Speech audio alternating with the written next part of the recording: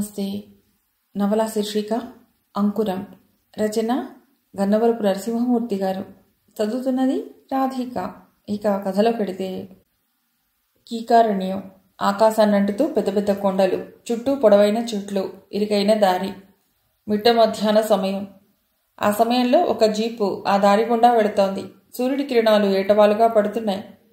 గ్రీష్మం కావటంతో ఎండ బాగా కాస్తోంది. దూరంగా అడవిలోంచి పక్షుల అరుపులు, అప్పుడప్పుడు కీచురాళ్ల శబ్దాలు తప్ప అడవంతా నిశ్శబ్దంగా ఉంది. రాను రాను జీపు వేగం అందుకుంది. కొంచెంసేపటి తర్వాత అది కొండదారిలోకి ప్రవేశించింది. రోడ్డు సరిగ్గా లేకపోవడంతో దాని వేగం తగ్గింది. డ్రైవర్, ఇంకా ఎంతసేపు అన్నాడు వర్మ. వచ్చేశాం సార్, ఇంకో 10 కిలోమీటర్లు అన్నాడతడు. అతడి పేరు రమణ. ఏ తండా అది? పేరు మర్చిపోయాను. అది రామగిరిగూడెం. అవును, ఆ పేరు ఇప్పుడు గుర్తుకొస్తున్నది. త్వరగా పోనీ అన్నాడు చేతులు విరుచుకుంటూ. నాన్నగారు ఎప్పుడూ ఆ ఊరి గురించే చెప్పేవారు. అక్కడ భీమన్న అనే వేటగాడితో కలిసి వేటకెళ్తుంటానని చెప్తుండేవారు. ఓసారి భీమన్నను మా ఊరు తీసుకొచ్చారు కూడా. బహుశా అతన్ని చూస్తే నేను గుర్తుపట్టగలను అన్నాడు వర్మ. అతడి పేరు వీరేంద్రవర్మ. అతడి తండ్రి సురేంద్రవర్మ, పరశురామపురం జమీందారు. వీరేంద్ర అతడి ఏకైక కుమారుడు. ప్రస్తుతం జమీందారీకి యువరాజు.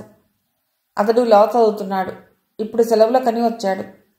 తండ్రి చిన్నప్పుడు ఒక పెద్ద వ్యాన్లో వేట సామాన్లు, 4 మనుషులతో వేటకెళ్ళటం అతడికి బాగా గుర్తుంది. నేను కూడా తండ్రితో వేటకెడతానని ఏడ్చేవాడు. కానీ అతడి తల్లి సుదేష్ణాదేవి అతడిని పెద్దయిన తర్వాత నువ్వు కూడా వేటకెడదువు గాని అని చెప్పి ఊరుకోబెట్టేది.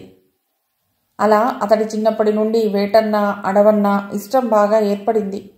దీనికి కారణం అతడి అమ్మ రోజు అతడికి అడవిలో ఉండే పులులు, ఏనుగులు, ఎలుగుబంట్లు, నెమళ్ళు, చిలుకలు, పావురాలు, నక్కలు గురించి ఎన్నో కథలు చెప్పేది. మొత్తం మిత్రలాభం, మిత్రభేదం, సంధి, విగ్రహాల్లోని అన్ని కథలు చెప్పేసరికి అతడికి జంతువులు, పక్షుల మీద ఇష్టం ఏర్పడింది. దానికి తగ్గట్టుగా వారసత్వం. ఆ జమీందారీ వంశస్థులందరూ వేటగాళ్లేనని ఊళ్ళో అందరూ చెప్పుకుంటూ ఉంటే విన్నాడు. అతడి తాత నరేంద్రవర్మ కూడా ఓ పెద్ద వేటగాడని, 4 పులులు చంపాడని, అప్పట్లో బ్రిటిష్ ప్రభుత్వం వారు అతడిని సన్మానించి ఓ తుపాకీ కూడా ఇచ్చారని సుదేష్ణాదేవి అతడితో ఎన్నోసార్లు చెప్పింది. ఆ తుపాకీ ఇప్పటికీ వాళ్ల కోట హాల్లో గోడకు వేలాడదీసి ఉంది. ఆ కోట నరేంద్రవర్మ తండ్రి 100 సంవత్సరాల క్రితం అక్కడ కట్టించాడు. 4 వైపులా పెద్ద పెద్ద బురుజులు సౌష్ఠవంతో కనిపిస్తూ చూపరులను బాగా ఆకర్షిస్తుంది. ఇంతలో జీపు రామగిరిగూడెం తండాకి చేరుకుంది. ఆ తండా కొండవాలులో ఉంది. విసిరేసినట్లు అక్కడక్కడా ఇళ్ళు, కొన్ని పూరిళ్ళు, ఇంకొన్ని పెంకుటిళ్ళు. జీపుని కొద్ది దూరంలో ఆపాడు డ్రైవర్ రమణ. రమణ, నువ్వు ఊళ్ళోకి వెళ్ళి భీమన్నని పిలుచుకురా అని చెప్పాడు. రమణ జీపుని ఓ చింత చెట్టు కింద ఆపి ఊళ్ళోకి వెళ్ళాడు. వీరేంద్ర జీపు దిగి చుట్టూ ఉన్న పరిసరాలను గమనించసాగాడు. చుట్టూరా పచ్చని కొండలు, అక్కడక్కడా విసిరేసినట్లున్న ఇళ్ళు, చెట్ల మీద కర్రల మోపులు. దూరంగా కొండల్లో మంటలు ఎగిసిపడుతున్నాయి. అక్కడికి దూరంగా ఓ చెట్టు కింద 10 మంది గిరిజన పిల్లలు మామిడి టెంకలతో ఆడుకుంటూ కనిపించారు. పక్కనే మురికి కాలువ నీరు బాగా వాసన వేస్తోంది. వీరేంద్ర రుమాల్ని అడ్డుపెట్టుకున్నాడు. ఇంతలో దూరం నుండి రమణ, ఇంకొక వ్యక్తి వస్తూ కనిపించారు. వాళ్ళిద్దరూ కొంచెంసేపటికి వర్మ కూర్చున్న జీపు దగ్గరకు వచ్చారు. నమస్కారం బాబు అన్నాడు రమణతో వచ్చిన వ్యక్తి. వీరేంద్ర అతడిని గమనించాడు. నల్లగా, సన్నగా, రాగి జుట్టుతో ఉన్నాడతడు. వయస్సు 50 లోపే ఉంటుంది. కొద్ది క్షణాల తర్వాత అతడిని భీమన్నగా పోల్చాడు వీరేంద్ర. నువ్వు భీమన్నవి గదూ అన్నాడు. అవును దొరా, పెద్ద దొరగారు లేరా, తమరొచ్చారేంటి అన్నాడు భీమన్న. నాన్నగారు ఓ కేసు పని మీద మద్రాసు వెళ్లారు. నాకిప్పుడు సెలవులు, అందుకే ఈసారి వేటకి నేనొచ్చాను. పద వెళదాం అన్నాడు వీరేంద్ర. ఇప్పుడా దొరా? ఏటకి ఎలుగున్నప్పుడు వెళ్తే బాగుంటది. ఇప్పుడు మిట్ట మధ్యాహ్నం అయిపోనాది అని వాడు చెప్తుంటే ఓ యువకుడు నులక మంచం తెచ్చి దగ్గరలోని చింత చెట్టు కింద వేశాడు. దొరా రండి, ఆ మంచం మీద కూకుందురు గాని అంటూ చెట్టు కిందకు వెళ్ళాడు భీమన్న. అతడి వెనకే వీరేంద్ర వెళ్ళి ఆ మంచం మీద కూర్చున్నాడు. దొరా, ఇడు నా కొడుకు బలరాం అని ఆ యువకుణ్ణి చూపించాడు భీమన్న. ఆ యువకుడు వీరేంద్రకి దండం పెట్టాడు. ఏం చదువుతున్నావు అడిగాడు వీరేంద్ర. డిగ్రీ సార్ అన్నాడు ఆ యువకుడు. నువ్వు కూడా మీ అయ్యలా వేటకెళ్తుంటావా? వెళ్తుంటాను బాబు, అది మా వృత్తి కదా. నువ్వు వెళ్ళి ఆ ఏట సామాన్లు బట్రా, దొరగారితో ఏటకెళ్తాను అన్నాడు భీమన్న కొడుకుతో. అతడు వెళ్ళిపోయాడు.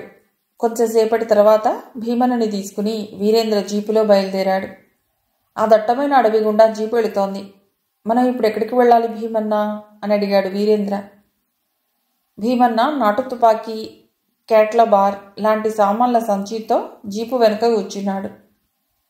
మనం పాచిపెంట కొండకెడుతున్నాం. అక్కడ చాలా పిట్టలుంటాయి దొరా. పిట్టలా? వాటినేం వేటాడతాం? పులుల్ని వేటాడాలని వచ్చాను నేను. పులి ఏటకి నేను వెళ్ళటం లేదు దొరా. 2 సార్లు నేను నాటికి దొరికిపోయి సచ్చి బతికాను. అప్పటి నుంచి ఆ పులుల జోలికి వెళ్ళటం లేదు. అదీగాక ఫారెస్ట్ వాళ్ళు కేసు పెట్టి జైల్లో పెట్టేస్తున్నారు అన్నాడు భీమన్న. అతని మాటలకు రవీంద్ర కొద్దిసేపు మౌనం వహించాడు. నీకెంతమంది పిల్లలు భీమన్న? 2 దొరా. ఇందాక తమరు చూసినోడు కొడుకు, రెండోది కూతురు, 10 చదువుతున్నది. వ్యవసాయం చేస్తుంటావా? 5 ఎకరాల మెట్ట పొలం ఉంది. పొడి వ్యవసాయం చేస్తుంటాను.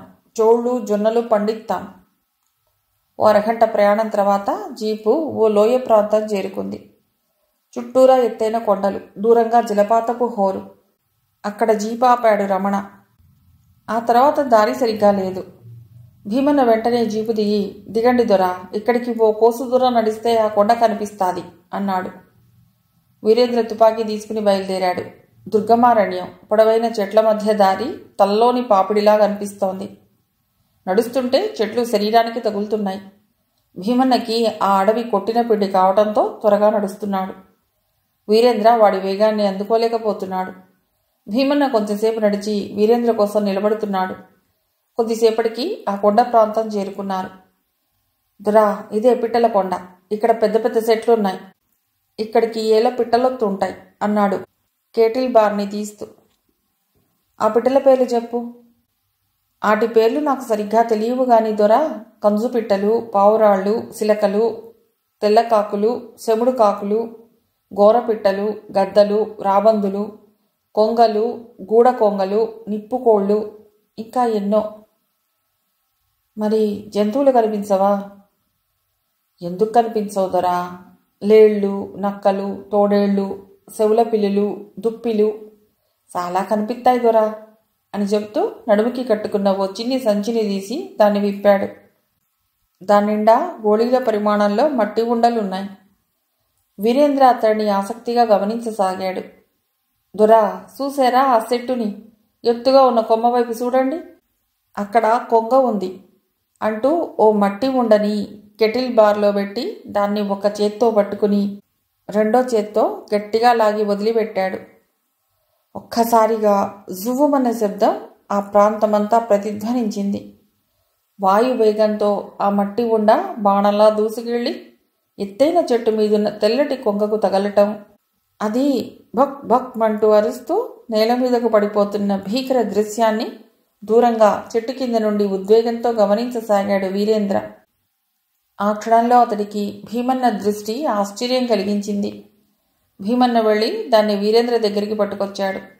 దాని కాళ్లకు ఆ మట్టి ఉండ గట్టిగా తగలటంతో అది కింద పడిపోయింది గాని చనిపోలేదు. వీరేంద్ర కొంగని చేతుల్లోకి తీసుకున్నాడు.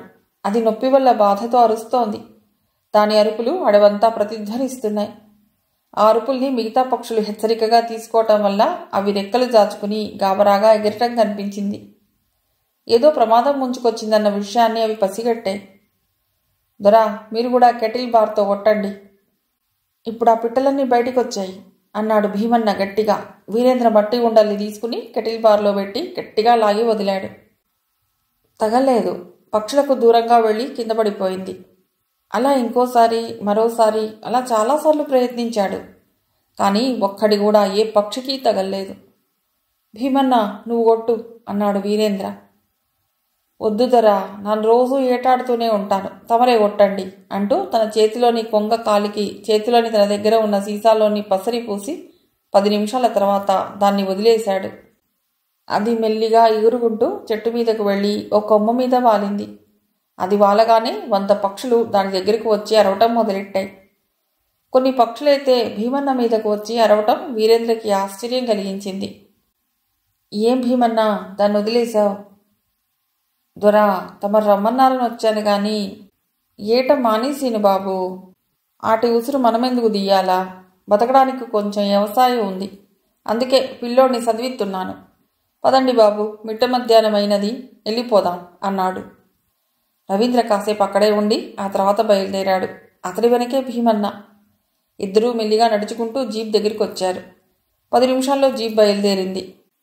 వచ్చినప్పుడు ఉన్న ఉత్సాహం ఇప్పుడు రవీంద్రలో లేదు. అందుకే మౌనంగా పరిసరాల్ని గమనించసాగాడు. 1 గంట తర్వాత భీమన్న తండా దగ్గర ఆగింది. భీమన్న దిగి వస్తాను దొరా అంటూ వెళ్ళబోతుంటే, భీమన్న, నేను ఫారెస్ట్ గెస్ట్ హౌస్లో దిగాను. నేను ఇక్కడ ఇంకో 2 రోజులు ఉంటాను. నేను రేపు మళ్ళీ వస్తాను. రేపు పులుల్ని వేటాడుదాం. 9 గంటలకు రెడీగా ఉండు అన్నాడు. నాను రానేను దొరా. కితంసారి ఏటకెళ్ళినప్పుడు పులి పంజాకి దొరికిపోనాను. చూడండి, ఈ కాలి ఏల్ని కొరికేసింది అంటూ కుడికాల్ని చూపించాడు. అతడికి 3 వేళ్లే ఉన్నాయి. అదేమిటి భీమన్న, నాన్నగారు ఊళ్ళో లేకపోవటంతో నేను సరదాగా వేటకి వస్తే నువ్వు రానంటావు. నీ మీద ఆశ పెట్టుకునే నేను వచ్చాను అన్నాడు రవీంద్ర కొద్ది కోపంగా. భీమన్న కొంచెం మౌనం వహించి, సరే దొరా, నీ మాట ఎందుకు కాదనాలి? రేపు నా కొడుకు వస్తాడులే, ఇక నువ్వు వెళ్ళు అంటూ గూడెం వైపు వెళ్ళిపోయాడు. ఆ తర్వాత జీపు అటవీ శాఖ వారి గెస్ట్ హౌస్ వైపు బయలుదేరింది. మర్నాడు ఉదయాన్నే 9 గంటలకు మళ్లీ జీపులో బయలుదేరాడు రవీంద్ర. ఈసారి అరగంటలోనే తండాకి చేరుకుంది జీపు. ఆ అడ్డరోడ్డు దగ్గర ఒక పెద్ద సంచితో వాళ్ల కోసం ఎదురు చూస్తూ కనిపించాడు భీమన్న కొడుకు బలరాం. జీపు ఆగగానే రవీంద్రకు దండం పెట్టి జీపు ఎక్కాడు బలరాం. జీపు మళ్లీ అడవిలోకి బయలుదేరింది. మీ అయ్య పేరు భీమన్న, నీ పేరు బలరాం. ఎవరు పెట్టారో నీకు ఈ పేరుని? రవీంద్ర అడిగాడు. తెలీదు సార్. ఇప్పుడు మా వాళ్ళు కూడా పాతకాలం నాటి పేర్లు పెట్టడం లేదు. మా ఊరి స్కూల్ మాస్టర్ గారు ఈ పేరు పెట్టారని మా అయ్య చెప్తుంటాడు. నువ్వు ఏ డిగ్రీ చదువుతున్నావు? ఏ ఊళ్ళో చదువుతున్నావు? బిఏ, దగ్గరలోని పట్నంలో బాబు. అక్కడ మా గిరిజన సంక్షేమ శాఖ హాస్టల్ ఉంది, దాంట్లో చదువుకుంటున్నాను. నీకు వేటంటే ఇష్టమేనా?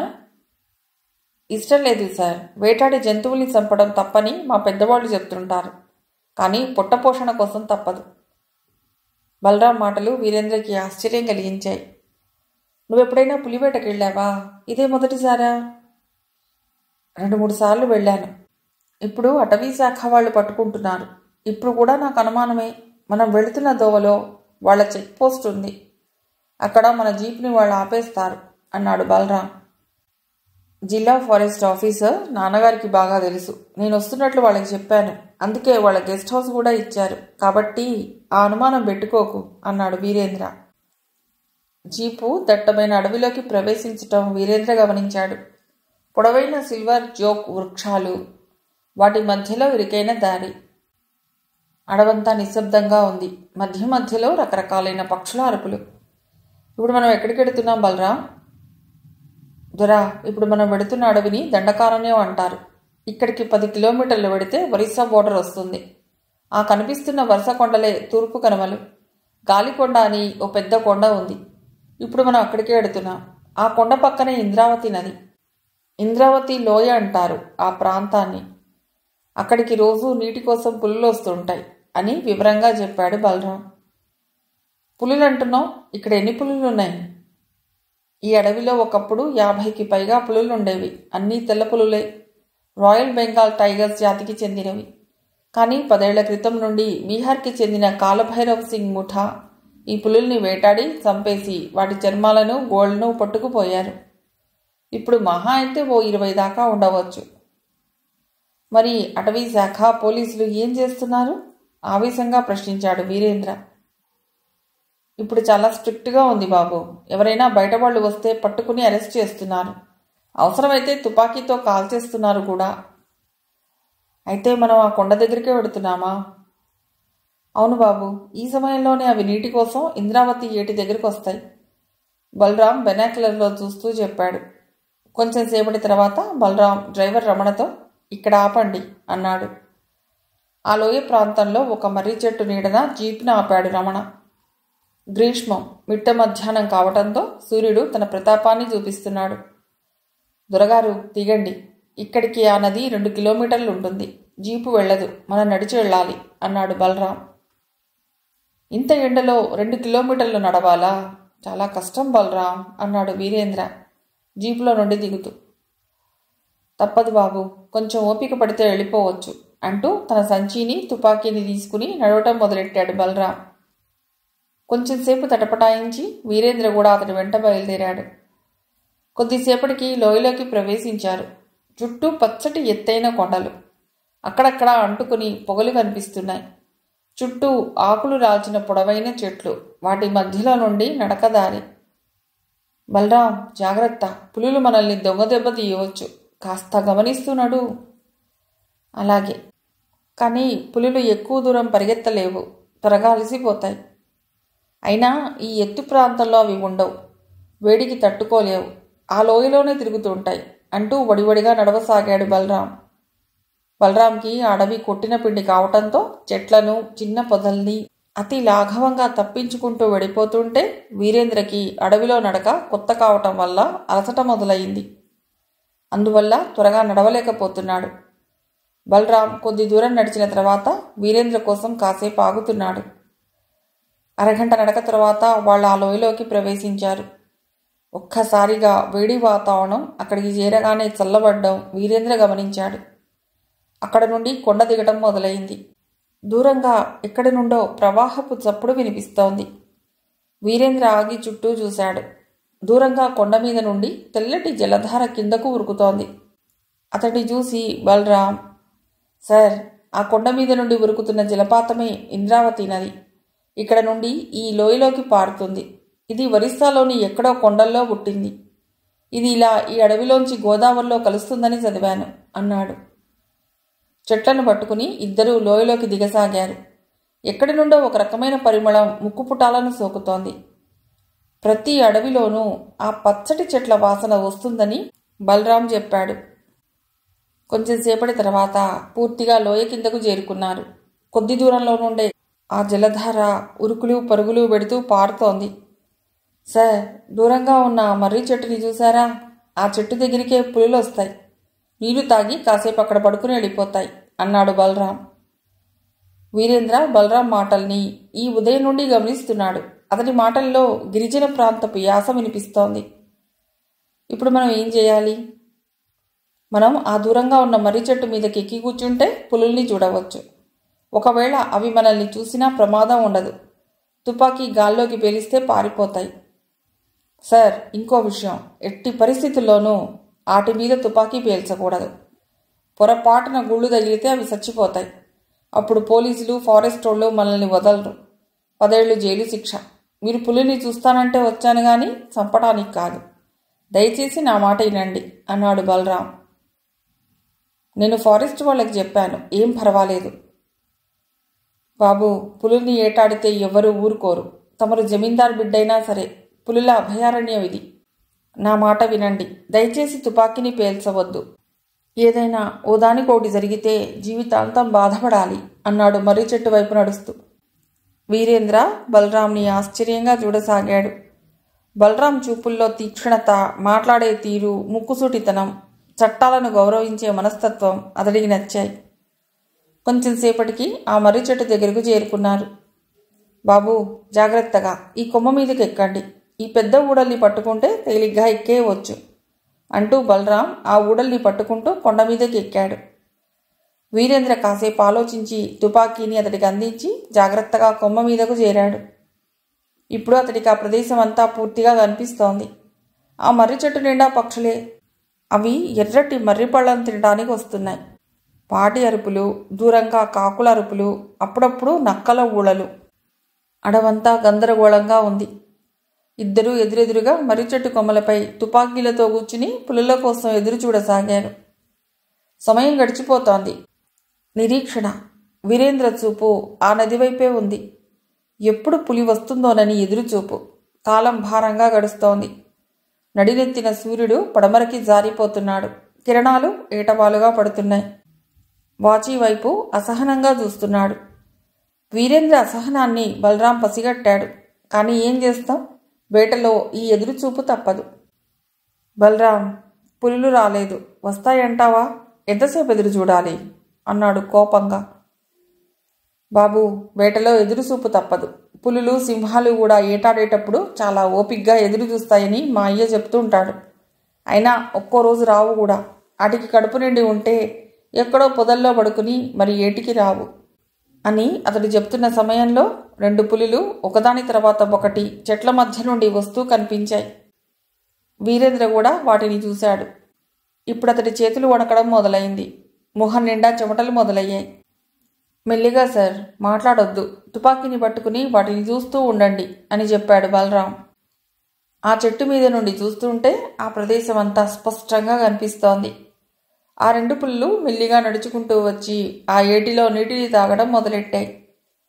బలరాం, తుపాకీ పేల్చినా దెబ్బ సరిగ్గా తగిలితే అక్కడే పడిపోతుంది అన్నాడు వీరేంద్ర మెల్లిగా.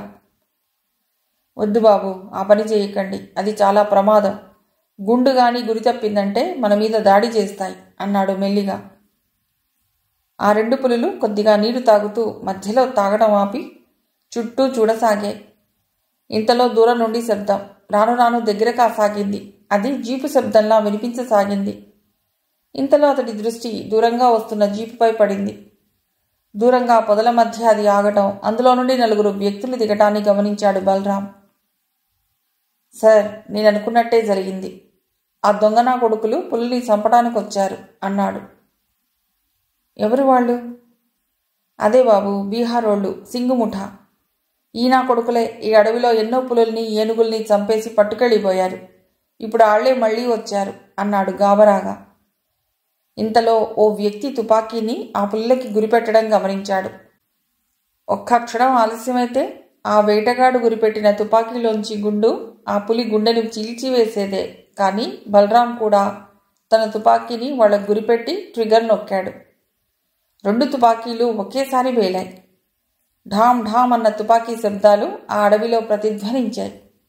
ఎప్పుడైతే బలరాం తన తుపాకీని వేల్చాడో అది ఆ వేటగాడి పక్క నుండి దూసుకుపోవడంతో వాడు భయపడి తుపాకీ ట్రిగ్గర్ని నొక్కడం కొద్దిగా ఆలస్యం చేయడంతో అది గురి తప్పి పులి పక్క నుండి దూసుకుపోవడంతో 2 పులులు ఒక్కసారి బెదిరిపోయి అడవిలోకి పారిపోయాయి. ఇంతలో దూరం నుండి ఇంకో జీప్ వచ్చి దూరంగా ఆగింది. దాని వెనకాల ఇంకో జీప్, అందులో నుండి పోలీసులు, ఫారెస్ట్ గార్డులు దిగటం కనిపించింది. సార్, పోలీసులు, ఫారెస్ట్ గార్డులు వచ్చారు, పదండి, మెల్లిగా మనం కనబడకుండా వెళ్ళిపోదాం, దిగండి. అక్కడ ఏం జరుగుతుందో కొద్ది క్షణాలు అర్థం కాలేదు వీరేంద్రకి. ఇంతలో పోలీసులు దిగి ఆ వేటగాళ్ల మీద కాల్పులు జరిపారు. ఆ వేటగాళ్లు కూడా పక్కనే ఉన్న చెట్ల పక్కల నుండి పోలీసుల మీదకు కాల్పులు మొదలెట్టారు. కొద్ది నిమిషాల పాటు ఆ ప్రాంతం తుపాకీల మూతతో దద్దరిల్లిపోయింది. వీరేంద్రకి ఏం చేయాలో అర్థం కాలేదు. బలరాం కూడా భయంగా అటువైపు చూస్తున్నాడు. ఇంతలో పోలీసులు పేల్చిన బోగుండు ఓ వేటగాడి కాలుకి తగలటంతో అతడు అరుస్తూ చేతులు ఎత్తి బయటకు రావడం కనిపించింది. వెంటనే 10 మంది పోలీసులు వచ్చి ఆ 4 పట్టుకున్నారు. సార్, పోలీసులు వాళ్ళని పట్టుకున్నారు, మనం వాళ్ళు వెళ్ళిపోయిన తర్వాత దిగి వెళ్ళిపోదాం అన్నాడు బలరాం. ఇంతలో ఆ 2 జీపులు వెళ్ళిపోతూ కనిపించాయి. అవి వెళ్ళిపోయిన 10 నిమిషాల తర్వాత ఇద్దరూ మెల్లిగా దిగి జీపు వైపు వడివడిగా నడవటం మొదలెట్టారు. 10 నిమిషాల తర్వాత వాళ్ళు జీపు నిలిపిన ప్రాంతానికి వచ్చారు. త్వరగా వచ్చి జీప్ ఎక్కి రమణ త్వరగా పోని అన్నాడు వీరేంద్ర. కానీ ఇంతలో గాల్లోకి ఓ తుపాకీ పేలిన చప్పుడు. ఎదురుగుండా పోలీసుల జీపులు వచ్చి ఆగాయి. అందులోంచి పోలీసులు దిగి జీపు దగ్గరకు వచ్చారు. వాళ్ళని చూసి వీరేంద్ర, బలరాం జీపు దిగారు. ఎవరు మీరు, దేనికొచ్చారు అని అడిగాడు ఓ పోలీస్. బహుశా అతడు సర్కిల్ ఇన్స్పెక్టర్లా ఉన్నాడు. నా పేరు వీరేంద్ర వర్మ, కౌసల్యపురం జమీందారు గారి అబ్బాయిని. అడవిని చూడటానికి వచ్చాను. నేను ఇక్కడికి వస్తున్నట్లు ఫారెస్ట్ వాళ్ళకి చెప్పాను. నేను వాళ్ళ గెస్ట్ హౌస్లోనే ఉన్నాను అన్నాడు వీరేంద్ర. కేవలం చూడటానికి వస్తే తుపాకులు ఎందుకు పట్టుకొచ్చారు, ఎందుకు వాటిని పేల్చారు అని అడిగాడు రెండో పోలీస్. ఆత్మరక్షణ గురించి తెచ్చాము. మీలో ఎవరు తుపాకీని పేల్చింది? నేనే పేల్చాను సార్. మాది ఇక్కడికి దగ్గరలోని తండా. దొరగారికి అడవి చూపించాలని తీసుకొచ్చాను. నేను పులుల్ని కాల్చలేదు. ఆ వేటగాళ్ళు పులుల్ని కాల్చి చంపబోతుంటే వాళ్ళ మీద పేల్చాను. అది గురి తప్పింది. గురి తప్పడం వల్లే పులులు తుపాకీ గుళ్ల నుండి తప్పించుకుని పారిపోయాయి, లేకపోతే అవి చచ్చిపోయి ఉండేవి అన్నాడు బలరాం. ఏదైనా అడవిలోకి వచ్చి తుపాకీ పేల్చడం నేరం, మీ ఇద్దరు జీప్ ఎక్కండి అన్నాడు మొదటి అధికారి. మేము పులుల్ని వేటాడలేదు కదా సార్, ఈసారికి వదిలేయండి, ఇంకెప్పుడు రాము అన్నాడు వీరేంద్ర. అటవీ చట్టాలు చాలా కఠినం మిస్టర్, ఇంకేమీ మాట్లాడకుండా జీప్ ఎక్కండి, మా స్టేషన్లో మాట్లాడుకుందాం అన్నాడు. వీరేంద్రకి ఏం చేయాలో తోచలేదు. జరిగిన సంఘటనలకి అతని మస్తిష్కం మొద్దుబారిపోయింది. కొద్ది క్షణాల తర్వాత జీపులు కదిలాయి. సుమారు 2 గంటల ఉత్కంఠ ప్రయాణం తర్వాత అవి పోలీస్ స్టేషన్ చేరుకున్నాయి. బలరాం, నువ్వు అడవిలో పుట్టిన గిరిజనుడివి, పైగా డిగ్రీ చదువుకుంటున్నావు. అడవిలో పులుల్ని వేటాడటం నేరమని నీకు తెలీదా? ఆ విషయం నువ్వు అతడికి చెప్పావా లేదా అన్నాడు సర్కిల్ ఇన్స్పెక్టర్. బలరాంకి ఏం చెప్పాలో అర్థం కాలేదు. చెబితే జమీందారు గారికి కోపం వస్తుంది, లేకపోతే పోలీసులకి కోపం. అందుకే అతడు మౌనం వహించాడు. మిస్టర్ వీరేంద్ర, మీరు పెద్ద జమీందారికి వారసులు. అడవిలో వేట అనేది బ్రిటిష్ కాలం నాడు వినోదం, ఇప్పుడు కాదు. మన దేశంలో ఇది చట్టరీత్యా నేరం. మీలాంటి వాళ్లే ఇలా చట్ట వ్యతిరేక పనులు చేస్తే ఎలా? మనం చేసే తప్పుల వల్ల 50% ఉండే అడవుల విస్తీర్ణం ఇప్పుడు 23% పడిపోయింది. ఒకప్పుడు దేశంలో 8,000 పులులు ఉండేవి, ఇప్పుడు 3,000కి పడిపోయింది. ఇలాగే మనం వేట కొనసాగిస్తే కొన్నాళ్లకి అమూల్యమైన ఆ జాతి అంతరించిపోయే ప్రమాదం ఉంది.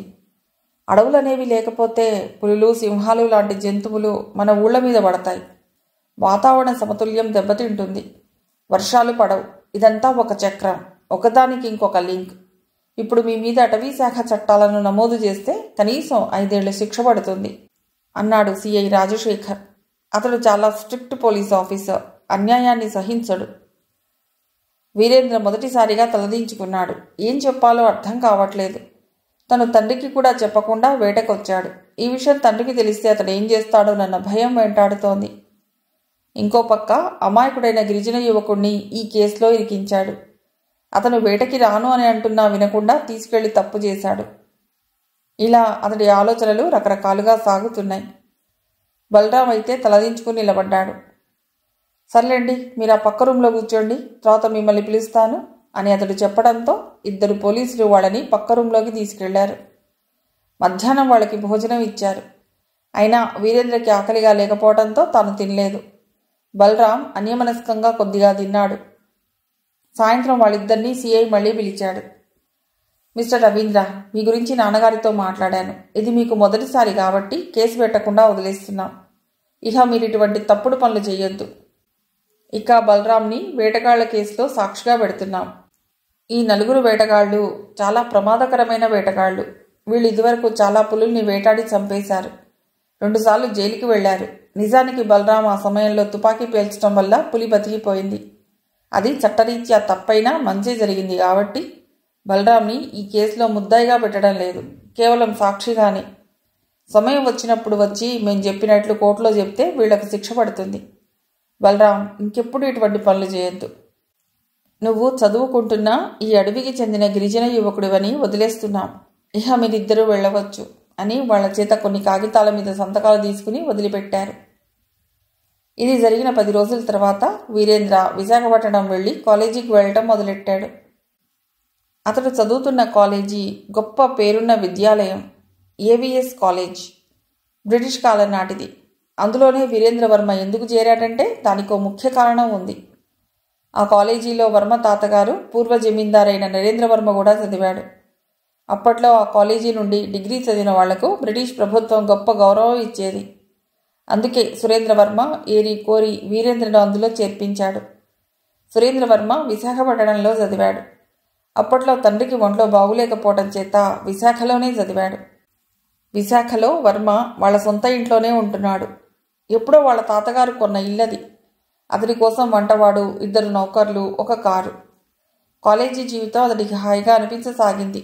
ముఖ్యంగా తండ్రి దగ్గర లేకపోవడం చేత స్వేచ్ఛ బాగా ఉండేది. ఆ వయస్సులో జమీందారీ పిల్లలకు దొరకనిది అదే. ఆ రోజు ఎకనామిక్స్ క్లాస్ జరుగుతోంది. లెక్చరర్ చిదంబరం గారు తన తమిళ యాక్సెంట్తో ఇంగ్లీష్ని పలుకుతూ బోర్డు మీద వ్రాస్తూ చెప్తున్నాడు. ఆడమ్ స్మిత్ అనే 18వ శతాబ్దపు స్కాటిన్ ఎకనమిస్ట్ని ఫాదర్ ఆఫ్ మోడర్న్ ఎకనమిక్స్గా చెప్తారు. స్మిత్ జీడిపి కాన్సెప్ట్ని ప్రపంచంలో ప్రవేశపెట్టాడు అంటూ ఎకనామిక్స్ గురించి ఒక ప్రవాహంలా చెప్పుకుపోతున్నాడు.